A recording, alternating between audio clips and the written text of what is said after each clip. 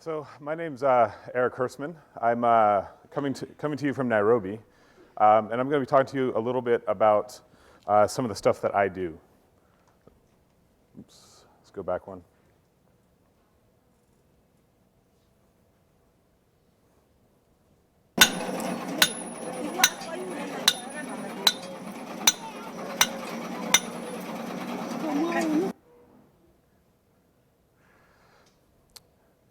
So making is contextual. It depends on where you are, and the solutions that come out of there might not make sense to you here, but they make sense there. The same thing applies here. It might make sense to you here, but it doesn't make sense there. In Accra, then we took it to Nairobi, then we took it to Cairo, then this last year we took it to Lagos.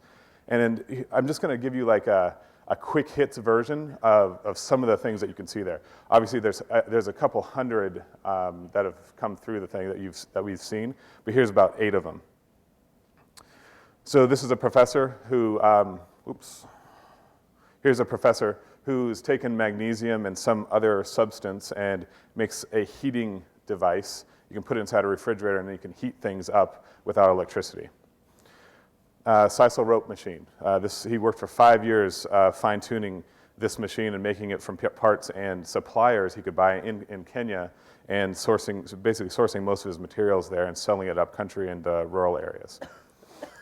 A university student with a mobile home security system, and this is one of my favorite because if you look down at the, where is it? Yeah, there's a shocker on the bottom left. It says 400 volts, right? So if he doesn't turn this thing off with his phone, because it's all controlled by his mobile phone, you die, right? It's 11. Okay, this is a really good one because it's like 11-phase security home system made from scratch. This is like a circuit board that he made on a piece of plywood, right?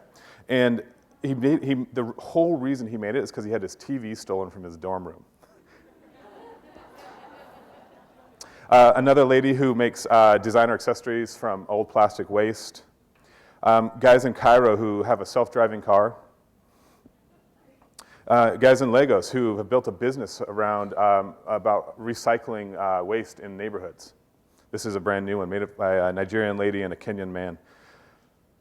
This is the Farm King of Nigeria. Nigerians love to name their things big, right? So the Farm King of Nigeria is a 65-year-old man who is an engineer by training. He actually was trained in the States, a couple decades ago. And this device does everything on a rural farm in Nigeria. It allows you to kind of pulp things. It allows you to shave things down. It's a really interesting device, made from scratch. Every single thing there he fabricated himself. Or other guys like this who built a trike from scratch. This guy doesn't even have a name. He goes by STA. You're not allowed to call him anything else. You can tell he's a little bit of a player. And then we have kids like this. So this kid, who's 14 years old, his name is Obo. He made this device, made these toys that are all hydraulic. So, you can buy kits like this in the States, right, for your kids. I've done it myself. The thing is, how do you make it from scratch, right? Syringes, tubing, and then you have to make up the vehicle and everything. It was a really cool thing. So this is the kind of things that we see at Maker Faire Africa. Most of the time, it's about practical innovation. It's not the hobbyist stuff you see at Maker Fairs in the States. And it's stuff that can become businesses because people need to, most of the time, they're thinking about their livelihoods.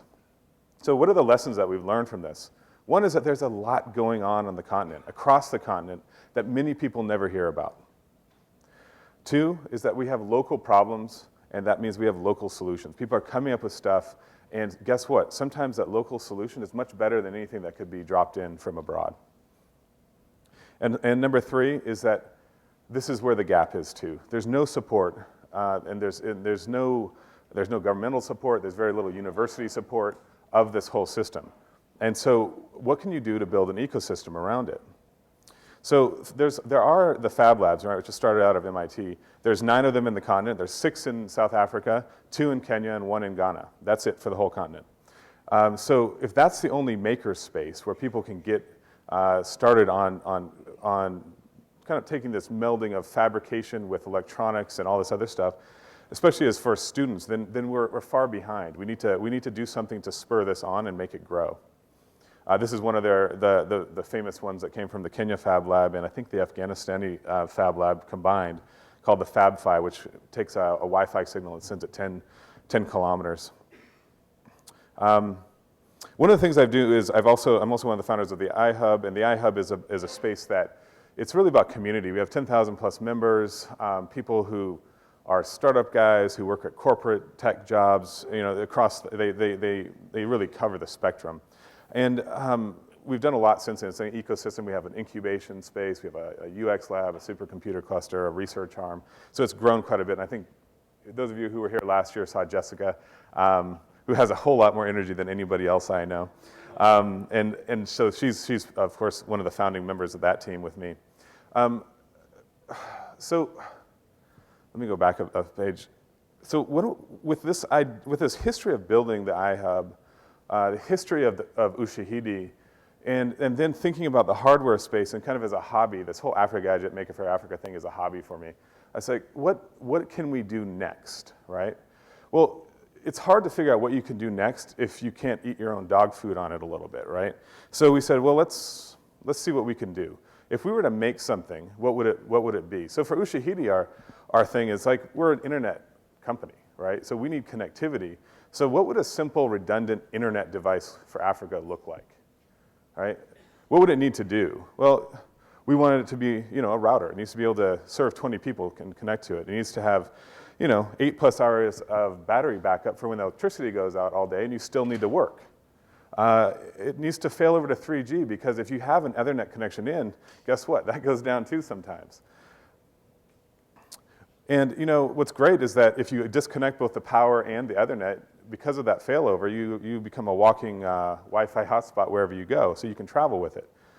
It has a cloud-based backend that allows it to have all the GPRS data for any country's mobile operator. So you can just switch out the SIM card when you go to a different country. And of course, we're an open source company, so we like to have an open API on the front and back for both software and hardware. So here's the story of how this came to be. Right? It looks pretty ugly, right? Hardware is hard, okay? This is not the first iteration, but this is the guts of it, and you're saying, how the hell do you make this thing work, all right? And here's our schematics on it. We're trying to diagram things out. How do you get from this, this,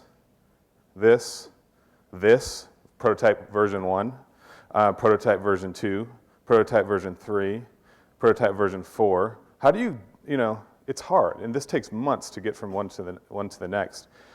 This is our rendering of, now this is the fun part, right? This is our rendering of version 5. What happens to get to version 5? Well, we go to the Fab Lab at University of Nairobi, and we say, let's mill it out.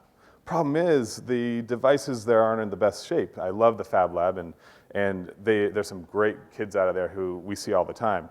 And we have to send 2 engineers down there for 2 days to calibrate this machine, the milling machine, just so we can get within the close enough tolerances to mill something out. You don't expect to have to do this. You walk into the Fab Lab at MIT, I'm guessing it's not the same problem. And that really pretty thing that you had over here, right? It looks more like this, right? When you're done with that first one, you're like, oh, yeah, that's nice. And it's not a pretty process, so it's hard, right? So this new device is called the Brick, right? And I actually have the most recent prototype here to show you, the only one that's been made at this level. And this is the Brick, right? And it'll be smaller than this when we're done. But it's about connectivity. It's about being able to be online even when you're in hard-to-reach spaces or in places that you don't expect to be if you travel a lot. And it also, of course, has a cloud backend, so really easy to set up and use. Here's the lessons that we learned from this. First, the current facilities that we have in Africa do not meet basic requirements for prototyping or small-scale fabrication. It's just really, really difficult. 2, the cost of materials are very high. You can get the things here in the States or Europe or even Asia sometimes, but you can't get them in Africa. Nobody makes the raw resources there. You have to import everything. And then local electronics and resources like Arduinos and stuff like that are just hard to find if you can find them at all. So lessons learned, what are we going to do about it, right? So as Ushahidi, as the Ihub, we're thinking about what would a space look like that could be staffed with people who really did understand the right kind of stuff and train people up on the tools. And we came with this idea of a place called the Gearbox. So Gearbox will be coming out sometime this year, and it's going to be in the Ihub building. It's a makerspace for prototyping and small-scale manufacturing for Africa. And so this is a new space that'll be coming out, and we're right now looking for support on it, and looks like it's coming together. We have some really good partners coming around it.